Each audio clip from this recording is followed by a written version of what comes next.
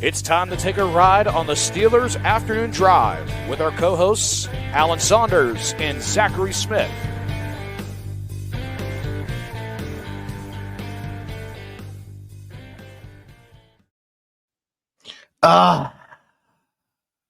Welcome into another episode of Steelers Afternoon Drive. I'm Zachary Smith. That's Alan Saunders. I knew that I wanted to open up that way, Alan. Our first Misery Monday episode of the 2025 season with the Pittsburgh Steelers dropping their home opener at Acrisure Stadium to the Seattle Seahawks yesterday. You obviously dove into it a lot on postgame and stuff like that, but I would be remiss. I'd be a bad co-host and friend if I didn't at least start out by every episode like I always do. How we doing? I'm having a rough day, so this is going to be some good tonic here. Let's just talk some football. I haven't done enough of that today. Been a lot of nonsense in my day. Okay. So you obviously, as I mentioned, discussed on post-game some initial thoughts that you had. Don't know how much you got to go back through it with everything else that you've had going on. I kind of combed through it. I actually have a meme that I'm ready to fire off about going back and watching through it. Can't use one of the words that is in the meme on here. There's an explicitive word in that meme, but I'm ready to fire it off once we're done with this episode. Man, Alan, I think a lot of warts that we saw in game one and talked about that they were able to overcome, especially on the defensive side here, brought back to light again. And I mean, I guess just first question that I have for you, how much of this do you feel like is correctable stuff, at least in short term? Well, just catch the kickoff. All right. Yeah. Hey, that's a good start. That's a real good start. I mean, two separate things. One, they didn't play that well. Two, they should have still won the game. You can win lots of games and not play that well. And this was a very winnable game, even though the Steelers weren't playing that well. Mm-hmm. There was in addition to the just colossal error on the kickoff, interception in the end zone off Calvin Austin's hands, total fluke. I just learned today that they never showed the replay of this. I was wondering why a lot of people were complaining about Jalen Ramsey during the game. The long pass to Jackson Smith and Jigba on the field goal drive that was the next Seattle possession after the whatever you want to call that, special teams touchdown. Yeah, like it almost felt like the dagger long shot that they hit on. Yeah, they were in Ramsey was running the route for him and was probably in better position to catch that pass than JSN was, and their feet got tangled up, and that's how the separation occurred. If their feet stay clear, Ramsey probably intercepts that. Like, he was right on his shoulder. So people were saying, like, Jalen Ramsey got beat. I was like, well, I mean, it's kind of a fluke, right? Like, what are you talking about? I'm like, oh, I guess I never showed you that replay. It was just a total. I mean, he was running the route for him.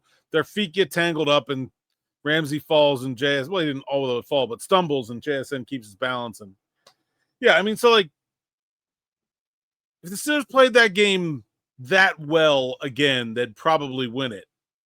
But there's issues with playing that well too, because you're not going to beat the Baltimore Ravens or Buffalo Bills doing that.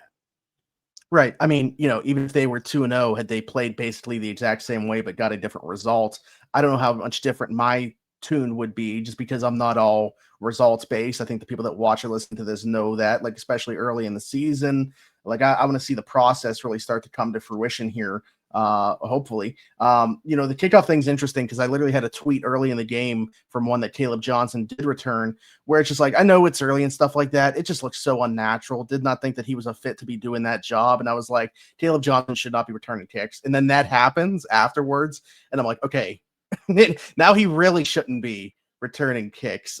He obviously got pulled after that, did not see the field after that. I'm curious to see what the path forward is for him, for them on kickoffs. I know that, Mike Tomlin hasn't spoke or anything like that, but do you have any inkling in terms of what the plan would be? I mean, I saw it in the preseason. All he did was just run at contact and get hit very hard. I thought he was going to get hurt. Then he fumbled one against the Jets. At no point has this looked like a good idea. It just can, and the results have been progressively getting worse and worse. I think it's safe to say Kaleb Johnson's not a kickoff returner. Stop trying. Continuing to put him out there is malpractice at this point.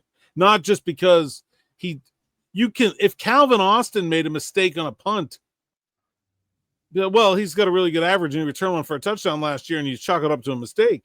You're taking a mistake on top of he hasn't been very good.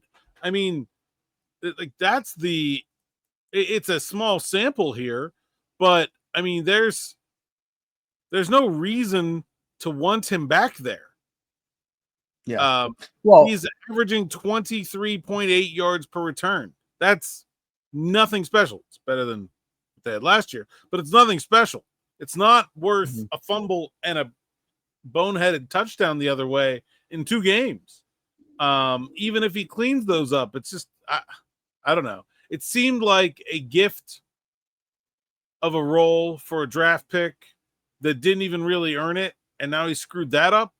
I would not be surprised if we don't see Kaleb Johnson at all for a little while. Yeah, I mean, what I felt like coming into the season was a really good room. I'm still trying to figure out why they keep trying to like force feed these Kenneth Gainwell touches, and Jaylen Warren to me was, a bright spot in a game where that you said was not played very well. I thought he was one of the lone bright spots from both sides of the ball. He was fantastic, I thought, yesterday, creating a bunch after contact as well. The one long play that he had that obviously they didn't even end up putting any points on the board for. But I just don't get it. Like, if you trust Kenny Gainwell in pass protection situations, that's fine. Even if you want to have him do some stuff as a receiver, whatever, even though Jaylen Warren can do that as well. But like these forced touches in the run game from shotgun going between the tackles, it's not working, and they continue to do it. And I don't know why it took more than I thought that was going to be like a 1-game experiment against the Jets, and we'd move away from that in week 2. And we still saw Kenneth Gainwell do a bit more than I expected. Yeah, nothing about it worked in week 1. And it's not just the carries. I think Gainwell only had 5 carries. So like, it's not like it's but the snaps were 36-26. Yeah. Like, that means that the Steelers' best offensive player spent 2/5 of the game on the sideline. Like, that's quite dumb. It cannot continue. It should not have continued this game. It was obvious in game 1, and very similarly to Kaleb Johnson, something that was obvious in the preseason was allowed to continue into the season. When it looked bad in week 1, it was allowed to continue into week 2 when it looked bad. And the same thing. But having said all that, I don't know. I didn't know coming into this season how good the Steelers were going to be on kickoff return. I figured they wouldn't be as bad as they were last year, but I wasn't exactly thinking it was going to be a strength. I also did not come into this season thinking the Steelers were going to have they're the number 8 scoring offense in the NFL right now. I didn't think they were going to be that. I did think they could be great on defense, and instead they have been one of the worst defenses in the league. They're 28th or 29th in almost every statistical category that matters, other than turnovers, where they're 7th, and that's the only reason they haven't gotten killed in 2 straight games. Like, there are things that really frustrate with the offense and special teams that are obvious things, but the big picture problem is the defense. And I mean, obviously, we're going to talk about the defense quite a bit here, but a couple things I wanted to point out. I really do not want to put this name even out there at this point. We're so far removed, but I will say one thing that we talked about in a positive light with Matt Canada. Yes, I'm bringing up Matt Canada's name here. Was I felt like he had at least somewhat of a feel of which running back had the hot hand and when to stick with it. Even going back to last year, I'm not so sure that I felt like Arthur Smith has had that with Jaylen Warren and Najee Harris last year, and I'm not sure that it makes sense to even have that approach with the running back room, given right now they have without Kaleb Johnson coming on and what we're talking about with Kenneth Gainwell, just the effectiveness just has not been there, and Jaylen Warren has been super effective. So I don't know. Again, I'm sorry for bringing up the name to all Steelers fans out there. Don't know why it popped in my mind there, but I had to put that out there. Dang it, there was something else that was on my mind as you were talking there about the offense before we went to the defense, but now I can't remember what it was. All right, maybe it will come to me as we talk about the defense. Let's talk about the defense in this one, Alan, because I think that a lot of people had a lot of questions after week 1. And if you were hoping to get answers for them in week 2, I'm not so sure that you did. Oh, wait, no. I remember what it was offensively. Went back to rewatch the game today. I'm sorry, I'm all over that. Went back to watch the game, obviously. I will say, if you're looking for another bright spot, I thought Roger Jones actually decent in this one.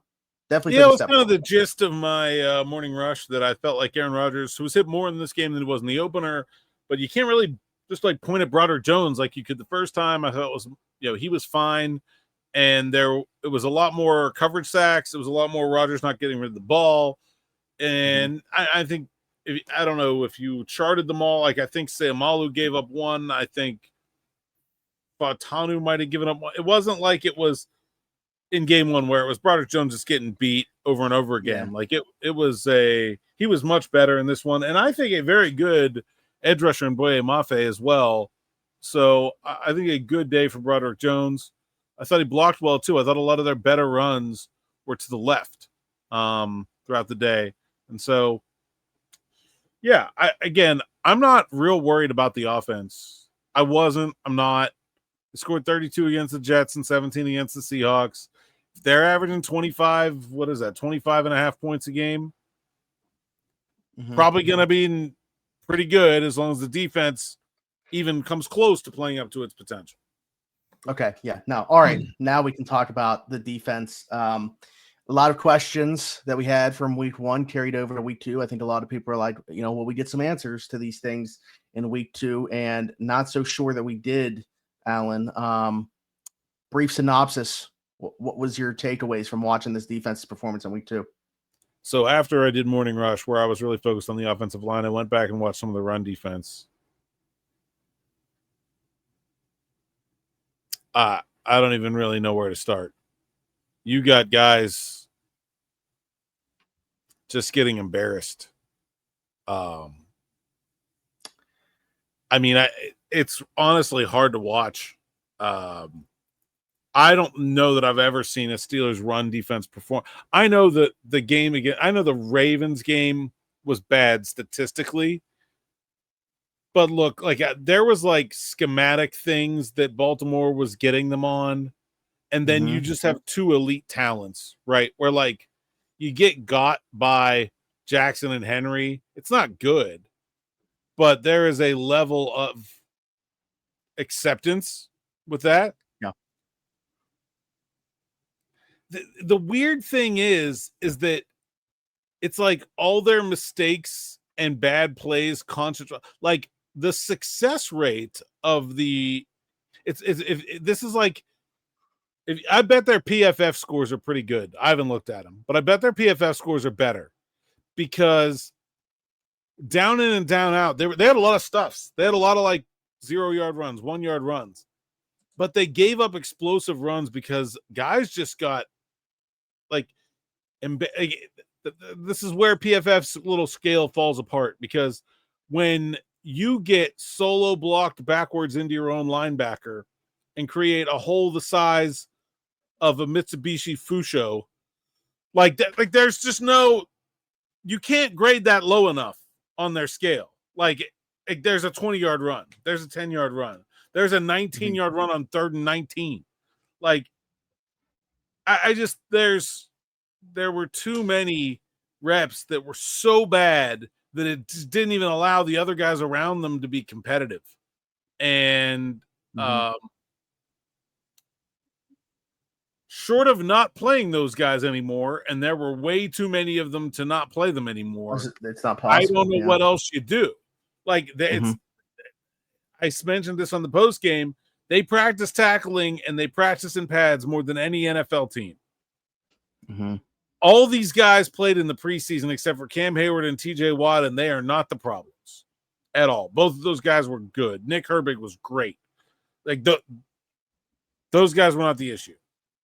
So they're literally refusing to run on TJ Watt's side of the ball, to which a lot of people on social just move him around. Like the other team doesn't have eyeballs and they can't tell that TJ Watt moved the other side. Like they're just going to be like, well, here's the game plan. We're going to run left all game because we're running away from TJ Watt. Oh no, TJ Watt's in the left.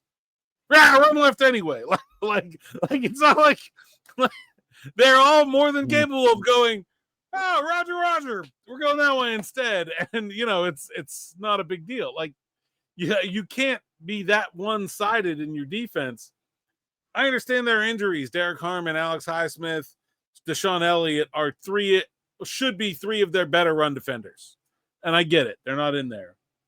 But, man, I don't know what. I was asked on the final word last night if there were any easy fixes for the Steelers defense. I hadn't watched the tape then. I didn't think I saw any. Now that I watched the tape, I'm almost sure that there aren't any. I don't know what to do about this run defense, but it's brutal to watch. Yeah, I mean, I thought early on Patrick Queen made some nice plays, looked like he was flying around a bit, and then he gets hurt. And then, so it's like, it's hard to say, don't know exactly what the injury is or anything like that, but, playing through. There's a rib injury. There's only so many things you can do to a rib and continue to play. Assume it's not broken. Assume it's pretty painful. He was in the tent for a long time. Would be surprised if there wasn't some painkillers taken there, one of those situations. Gutty performance by Patrick Queen, but I wouldn't say like overall it was great. Not that like I'm expecting it to be when you're playing through rib injuries are very painful. Also, Peyton Wilson gets hit in the chest, in the stomach, and then gets sick on the field. I'm sure he was feeling it too.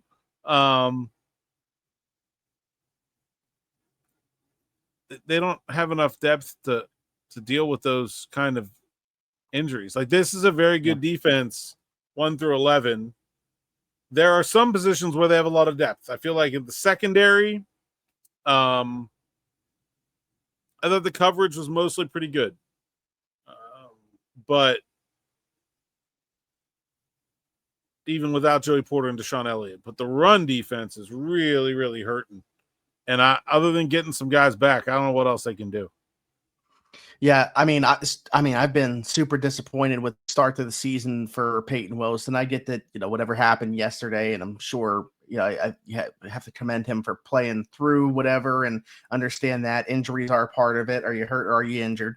But he's been disappointed to start the season. I will also admit it is very hard to play off-ball linebacker when your defensive line is getting blown up the way that Keanu Benton has been getting blown up through the first 2 weeks. And that's also part of the context to be added. My only possible explanation for Keanu Benton is that arm injury has to be more serious than anyone's letting on. This is a player we've seen be a really good player for 2 years. I've never seen him anything like this. Even as like he hasn't lived up to what I had hoped for because I was super high on him. Like you said, still a good player, even if he wasn't reaching those heights. This is like, to me, I don't know if unbelievable would be the word that I would use, but definitely didn't see this coming, the start that he's had to the year. I know that the elbow thing was mentioned, but yeah, I mean, again, is injury just going to be what we say across the board in terms of why these guys aren't performing to the level that they are? I know it's part of the game, but I don't know. And then the depth that they've had to use, Isaiah Loudermilk is just getting pushed around out there. And also hurt now. And also got hurt. Daniel Wekawale, I thought, got pushed around a lot.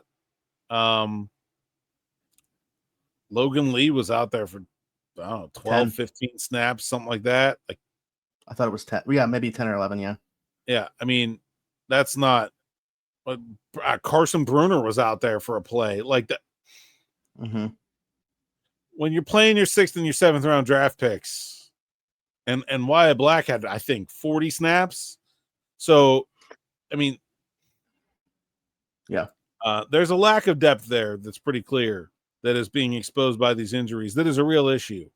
You just think they would be able to find a way to piece it together a little bit better than that. I mean,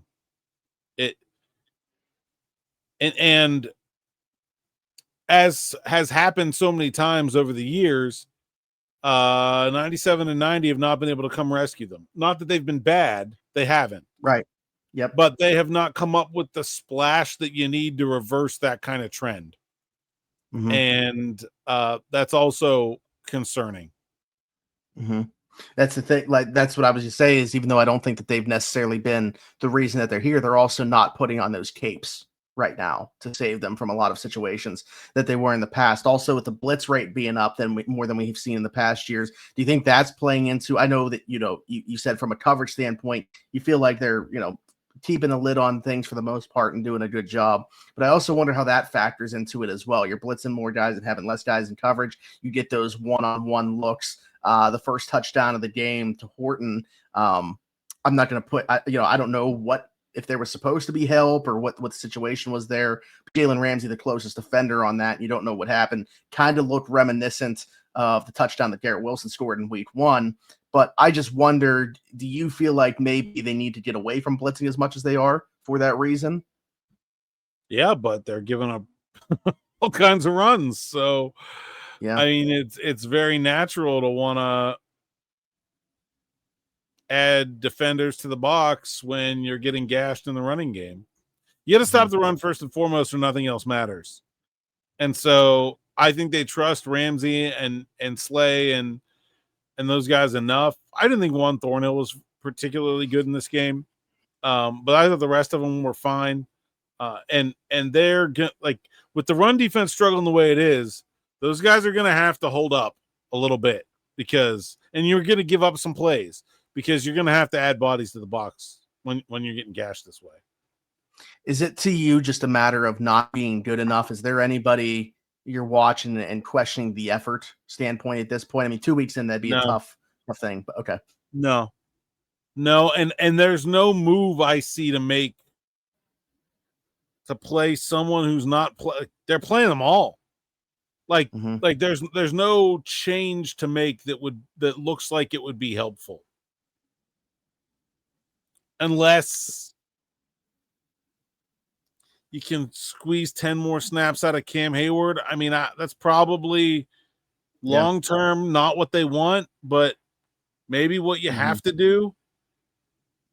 He was the only defensive lineman that did not just get cartwheeled in this game. In the run defense. He was the only one. Everybody else was just put the forklift beepers on him. Like, it was bad. And so I don't know, maybe you try to stretch and see if you can get 10 more snaps out of him. Other than that, I don't know what to say to do. There's not, like, guys that have been better are going to have to play better. I thought Jack Sawyer, maybe you got something there and you can use him as like almost just like an extra defensive lineman when he's in there. It's almost like playing a goal line. I didn't think he was bad. I thought he was better than he was most of the preseason. He had been good against the run, but he did get the sack. I think he had 4 or 5 tackles. I think a tackle for loss on top of the sack as well. There's so little in the way of levers to pull and buttons to push here with the limited personnel available and the way guys are playing. I don't know what else to do. I mean, we both think that Derek Harmon's going to be a good player. What they need him to be right out of the gate, and what would he have to be right out of the gate? Don't get pushed back into your linebackers would be a huge deal. Like, I don't think they need him to be Warren Sapp out there week 1. Just don't get pushed back into the linebackers and let them do their job would be a big upgrade on what they're getting. I think he can make a big difference. Sure. Yeah. All right. A couple of questions. This one actually relates to kind of the defensive line. And, we've talked about TJ quite a bit. He does not have a sack in his last 6 games, obviously going back to the last postseason. Also, in the last 17 games, he has at least one sack in just 5 of those, 8.5 total over that span, but in just 5 separate games. Jared asked something to maybe talk about on an afternoon drive, TJ Watt, and if there is an issue that you can point out with him. Not saying he's been bad like plenty of other fans are, but he's been quiet relatively on the stat sheet, using him 90% of his usual spot. I don't think that him playing on the other side is a fix-all. But have you seen anything that is a fix for him, or do you think that it's just like a fluke that he has not registered a sack? I mean, it was a bit of a fluke in that Darnold just like sprinted away from TJ Watt directly into Jack Sawyer's arms and on the one sack. And if Sawyer hadn't been there to get him first, Watt certainly would have gotten it. To me, one of the big problems was they were giving up long runs, even on third, like, and check down first downs on 3rd and long. And so they were not getting Darnold into pin your ears back situations for the pass rush, because even when it was 3rd and long, the underneath stuff was getting it done. He never had to hold on to the ball long enough. I didn't look up his time to throw. It was not very long. You got to get people in uncomfortable down and distances for them to be willing to put their quarterback in danger. There was 1 3rd and 10 where 3 guys blocked TJ Watt. So there was a lot of max protect. There was a lot of throwing short on 3rd and long, and it's still working because guys weren't tackling and weren't rallying to the ball. If you're going to do that, I don't like TJ's still going to have an impact in the game. He's still a good run defender. He still forces like the one play they line up and empty.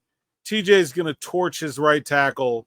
They call timeout at the last second, come back in. Steelers move TJ to the other side. Herbig and Peyton Wilson get free. And it's like, yeah, there's still an impact there, even if he didn't get the sack, but like, you can't be this bad against the run and give up a bunch of big plays on 3rd and long with checkdowns and dump-offs and expect your star edge rusher to have an impact. Like, everything's connected, and they're not holding up well enough in other areas to give TJ Watt a chance to make an opportunity. This, to me, very much felt like a game where, you know, the Steelers keep it close, and then eventually find a way to take a lead, and then all of a sudden there's the turnover, right? Because as soon as you get a team, how long have they led through 2 games? It can't be very long, right? Yeah. Like, when you're chasing the whole time and you're not stopping the run, it's really hard for your pass rush to make an impact. Yeah, I was sitting there like, how many times have the Steelers had 2 interceptions in a game and lost? And also you get a missed field goal in that one and lose 2. I mean, I know that they had weird plays happen on the other side too. It's just those typically don't happen with the Steelers. Like, typically they get 2 interceptions in a game, they're winning that football game. Add on a doinked field goal attempt, they're 100% winning that football game. Apparently not 100%. As far as TJ goes, just 2 pressures yesterday, 4.5% win rate, based off PFF's early charting of that, obviously, and win rates are what they are. But just to the 2 pressures standpoint of that, again, he's going against Abe Lucas, who we talked about last week. Like, we knew he was going to get help over there. If it's just one-on-one, TJ's going to beat him more than that. But it's just, again, going back to things that he has overcome to create more pressure before and was able to successfully do it, and we're not seeing it this year. That's why, to me, like, I understand where you're coming from. I also agree he's been great against the run. It's just, I know it's all interconnected. I feel like he has not had the same impact, and I know that it's more so because of the big picture defense has not been good. I don't know. Going back and watching, I feel like I haven't seen the same impact from him. Yeah, I agree. Speaking of impact and what they could have, another question that we got from Dawson here related to Elandon Roberts, no longer on the team. A lot of people were actually talking about him quite a bit yesterday though. Got a question for afternoon drive. How much do you think the Steelers are missing a guy like Elandon Roberts right now? Seems like something worth you guys discussing on afternoon drive, not only from an on-field perspective with the play of the off-ball linebackers against the run, but also just seemed like a great guy in the locker room and somebody that could really hold the room accountable. When I see a fullback like just barreling through Peyton Wilson. Yeah, I think there's can't help but think about him. Wow, E-Rob is also hurt right now, so I don't know if he even. Yeah, played he did end up. He had an elbow injury. Yeah, he played anyway, okay. But I don't know how much it impacts him. Yeah, I the Steelers are trying to make Peyton Wilson into a 3-down linebacker, and I think he has a lot of the right traits. One of the things that is, you can be a 3-down linebacker and not be a guy who takes on fullbacks and pulling guards, right? Like, Sure. I don't know that he's ever going to have a lot of success in that area. I think the problem is, it's irony, right? Like, the Steelers finally built a team that can cover anything anybody can throw at them, and now they can't stop the run. For how many years were the Steelers playing like Vince Williams and Robert Spillane out there and watching those linebackers flail around in coverage, and Shannon Sullivan and Art Millette and got in the slot, and guys who barely fit at outside corner. And now, like, the secondary and the linebackers, the coverage group is as good as it possibly could be personnel wise, and they're just getting gashed in the run game. I don't know if that's going to happen to them all season. Like, I feel like it takes a team with a certain mindset and willingness to do that, to do it to you. Like, I would be surprised if the Patriots can do that, but it's when it was such a focus of the offseason, it's really hard to call it anything other than a failure. So, I mean, I think they miss E-Rob, and I didn't like that move. I think they should have kept him. Yeah. Malik Harrison. I talked about it almost as much as there's another guy we even talk about injured. Yeah, sure. I talked about E-Rob in that departure probably as much as I do the Steelers not drafting a wide receiver in the 4th round as opposed to going with Jack Sawyer. There were not very many moves this offseason that I did not like the second they were made. I think those were the two. Actually, they may be the only two Omar's made overall that I didn't like the second they were made.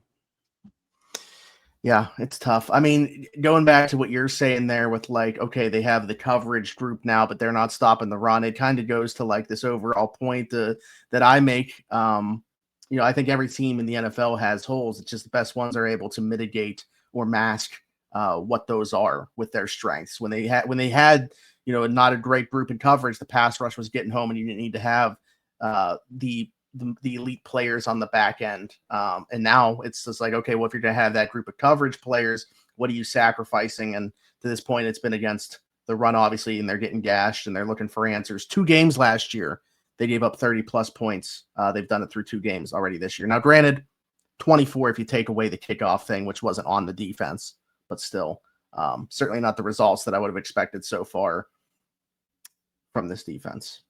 But yeah.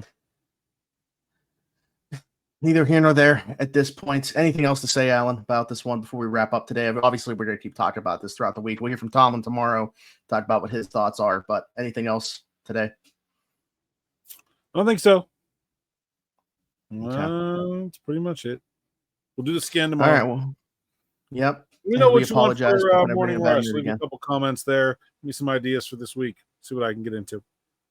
Yeah. They really like the whiteboard on Friday, Smitty.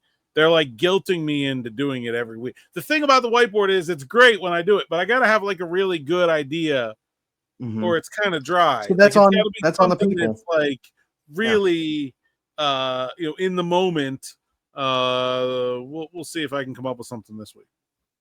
So that's on the commenters to make sure that there's something. And it'd be cool if it was like a once a week thing. Actually, before we wrap up, let me ask you how you feel about this comparison. It's not apples to apples here, but talked about so much with the offensive line. Like, those were the 5. They were putting it on their plate. They didn't go out and seek somebody to provide competition at any of those spots. Do you feel similarly about that was the role that they were just like, hey, Peyton Wilson, we're putting this on his plate, sink or swim? No, I think they brought in Malik Harrison. and have Cole Holcomb there. I think they have good depth. So, I mean, Harrison getting hurt is a blow. I think if he had been healthy, he'd have played more in this game. We'll see where Cole Holcomb is with the knee and his speed and that kind of thing. But I think you may see a little more of him going forward. I might have to. Who knows about? Yeah, I mean, Patrick Queen may not play this week. That would not be crazy to me. Lots of guys finish a game with an injury and then can't practice. So I mean, especially that one where you're talking about, he probably had to get some type of shot or something like in game to be able to finish it. So probably feeling it more so right now than he did during that game. Yeah, it's pretty banged up. But all right, we'll continue to discuss more from this, more fallout after we hear from Tomlin on Tomlin Tuesday. But Alan, till then, tell the people they can find you. Hey, Saunders _ PGH on X, Instagram, TikTok, and Blue Sky. PGH Steelers Now is the site's account. SteelersNow.com. Go there and read the words so we can get paid. Sign up for SN Plus, and you get access to our subs only live stream, which will be on September 29th at 6 p.m. Monday, September 29th, 6 p.m. is our subs only live stream for the month of September. So circle that if you're an SN Plus subscriber. If you're not, get over to SteelersNow.com, click the membership tab in the top right, get yourself signed up between now and then so you can join me, Smitty, DB. We'll throw that open to the whole rest of the team as well. I believe Job joined us last month. See who else wants to dive in. And of course, anybody can like, subscribe, hit that bell for notifications here on the YouTube channel. We continue to try to grow this channel with all of our shows to a bigger and bigger audience. And it is a number that people are going to be looking for, Smitty, this week maybe. 16,699. Derek Harmon's return would be a big deal. Man, there's a lot of good players that have worn 99 for the Steelers. I'm trying to think of an obscure one. That's not a number you give out to just anybody. I feel like I know. Yeah. Well, I mean, I don't know that he lived up to the billing, right? Larry Ogunjobi was most recent prior to Derek Harmon. Henry Mondu, Hank, that guy. Oh yeah, that's obscure. I was like, there was one before Larry O. I couldn't think of who it was. Of course, Brett Keith. I always think of the two heavyweights there. Those guys, Super Bowl winner and an AFC champion and two cornerstone players on the defense. I always think of Henry Mondo playing fullback against the Tennessee Titans on a Benny Snell rushing touchdown when I think of him. So I like Terry Mondo a lot. Is he still playing? I don't think so. Ooh, if I was taking a guess, I'd say no. Yeah. I would love to know what he's up to, though. I feel like lumberjacking or something. Like he's from Oregon. He was a woodsman. That was his. Okay. All right. Yeah. Be sure to like, subscribe, hit that notification bell, hit us in the comments your thoughts, anything that we talked about today, question for a future episode, something that could be relevant for a whiteboard episode of Morning Rush. And then leave a 5-star review and subscribe if you're listening somewhere else, Apple, Spotify, wherever your podcast from. We are there. Just search through his afternoon drive. Do the same thing on TikTok, and then you'll find me everywhere. Zachary Smith, PGH. For Alan Saunders and myself, thanks for jumping in. Take another ride on the Steelers afternoon drive.